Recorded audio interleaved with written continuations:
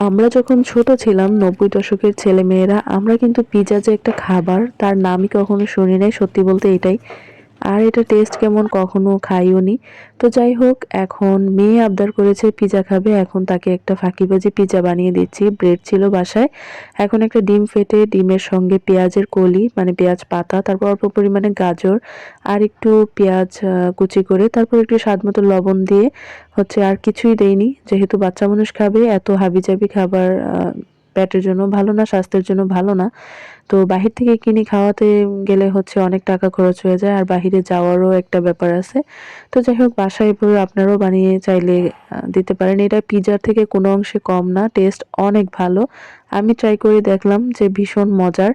আর একটু সস দিয়ে খেলে তো আরো বেশি ভালো লাগে। তো আমার মেয়েকে একটা এনে দিলাম। এটা আমার নিজের জন্য আনছিলাম আসলে। আমার মেয়েকে সস ছাড়াই দিছি, সে অনেক পছন্দ করে খুশি মনে খেয়ে নিছে। আপনারাও বাসায় এভাবে বানিয়ে খাবেন, আর আমি একটু সস দিয়ে খাচ্ছি। খুবই খুবই মজা হয়েছে, পিজ্জার থেকে কোনো অংশে কম নাই, বরং আরো এটা হেলদি ওয়েতে বানানো হয়েছে। একটা পুরো আস্ত ডিম দিলাম এক পিস ব্রেডের মধ্যে। তো এটা খুবই স্বাস্থ্যকর আর স্বাস্থ্যের জন্য খুবই ভালো।